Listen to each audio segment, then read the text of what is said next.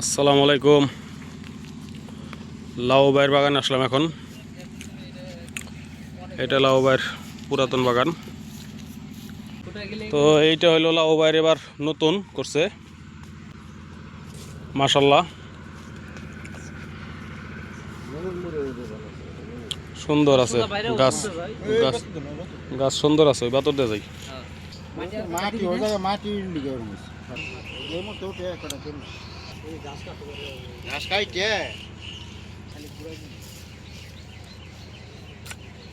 লাউ ভাই, আপনি আপনি কি খোটা দেবেন না? হ্যাঁ, এ লাউ ভাই, আপনি কি খোটা দেবেন না? মাশাল্লাহ মাশাল্লাহ মাশাল্লাহ। খোটা টাকা লাগে অনেক তো, মাশাল্লাহ। কিন্তু আপনার গাছগুলো কিন্তু ভাই তুলনামূলক অনেক সুন্দর আছে, মাশাল্লাহ। হ্যাঁ,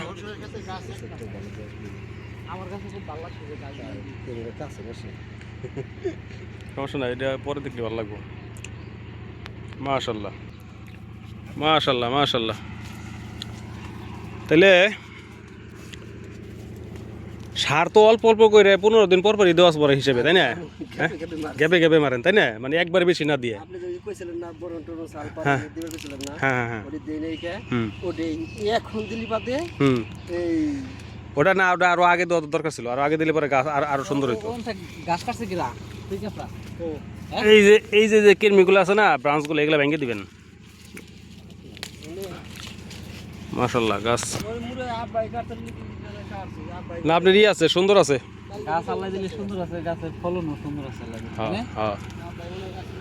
মাশাল্লাহ আদর্শ পেঁপে চাষি, শুধু আগাছাটা বেশি না, গাছ খাটো আছে। মাশাল্লাহ সুন্দর সুন্দর সুন্দর।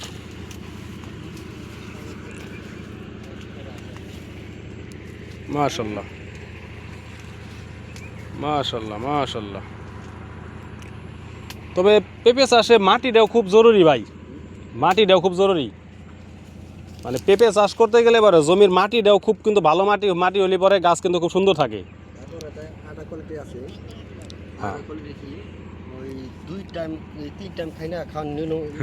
নিয়ম 3 টাইম খায়। হ্যাঁ, 3 টাইম যদি না খাই, 2 টাইম খাই না, তখন এটা বাড়ি খায় যায়, তখন বাড়ি খাওয়া যায়। আপনি অন্তত মানে অল্প দেন, কিন্তু সময় মতো দিয়ে দিতে হবে। সার বিষ এগুলো যা আছে, বিষটা তো মানে দিতেই হবে। কীটনাশক ছত্রাকনাশক এগুলো তো দিতেই হবে, যে নিয়ম আছে নিয়ম অনুযায়ী। এবং ওই যে খাবারটা, যে মাটির যে গাছের যে খাবারটা, সেই খাবারটাও আপনি সময় মতো দিতে হবে, লেট করা যাবে না। এটা তো বাইলিঙ্গ গাছ, আবার এগুলোতে ফল ভালো চলে আসছে, ভালোই না। মাশাল্লাহ, আপনার ক্ষেতটা দিয়ে ভালো লাগছে ভাই। এখন তো ক্ষেতে ছেয়া বাইন্দে গেছে, তো এখন আপনার এই আগাছাগুলো পরিষ্কার করলে সমস্যা নাই, কারণ আপনার ক্ষেতের সাইজ আল্লাহর মতো অন্যরকম। ঠিক আছে, ওই ব্রাঞ্চগুলো ভেঙে দেবেন। এখন ওই যে গাছ টাছ কাইটে আগাছা পরিষ্কার করে পান। এই যে মাশাল্লাহ সুন্দর সুন্দর পেঁপে আছে না, সুন্দর সুন্দর সুন্দর। না, আপনার কথাটা ঠিক আছে, আপনার কথা ঠিক আছে। ওই যে কুদ্দুস ভাইয়ের ওখানে যে যুক্তিটা দিলেন, যে অল্প করলে জোগাল ভালো দেওয়া যায়, আর বেশি পরিমাণে করতে গেলে পরে তখন আপনি কোনোটাই সমানভাবে আপনি দিতে পারবেন না, মানে সময় দিতে পারবেন না। খরচের একটা ব্যাপার স্যাপার আছে। তো মাশাল্লাহ, তো লাউ ভাই আসলে অল্প বাগান করে, মাশাল্লাহ খুব গুছায় সুন্দর করে করার চেষ্টা করে, আলহামদুলিল্লাহ, আল্লাহর রহমত। তো লাউ ভাইয়ের বাগানটা দেখে খুব ভালো লাগলো। পরবর্তীতে আবার আসবো ইনশাল্লাহ, ভিডিও করব।